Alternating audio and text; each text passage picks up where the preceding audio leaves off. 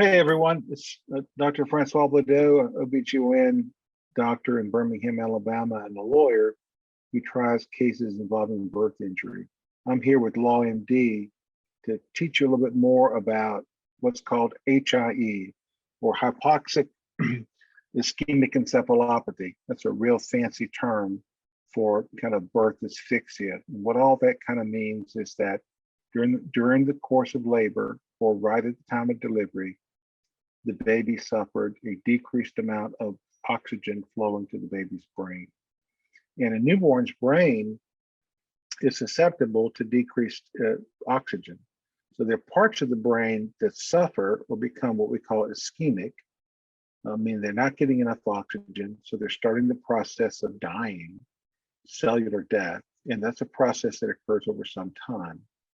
And there are certain parts of the baby's brain that are more susceptible to these decreased levels of oxygen. And oftentimes, MRI scanning over time will show the actual damage to those areas of the brain.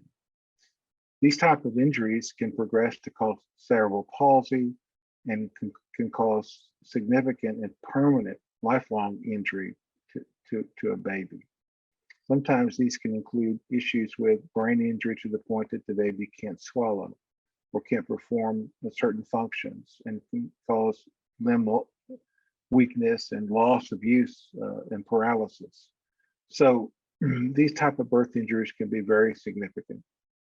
Typically during the course of labor, physicians and nurses have methods which can track the baby, monitor the baby, and make assessments of how well the baby's doing in regard to oxygenation of the baby. And there are certain patterns on monitors that suggest that the baby may not be doing as well.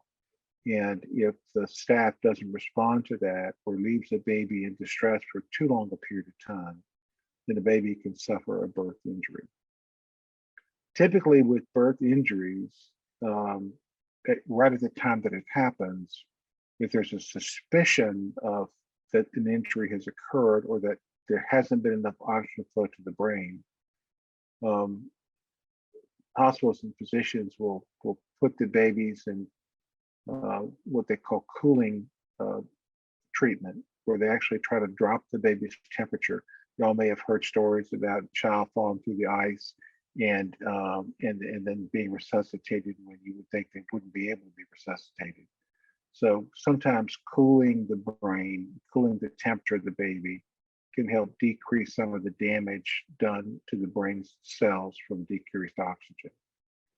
So if you've had a baby born that had a significant injury from a hypoxic event, we'll be glad to look at those records and help you determine whether or not that was an avoidable issue. Sometimes it's not, but there are plenty of times where there are signs and symptoms that suggest that the baby might be experiencing a decreased amount of oxygen, and that the medical team doesn't respond quickly enough or doesn't follow the standard of care, and that can lead to unfortunately a bad outcome. And these are always really sad stories. So hopefully you won't have that issue, but if you do and you want to know more about it, or you want some help in trying to assess it, please call us at LawMD.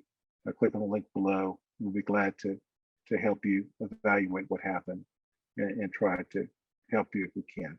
Thank you.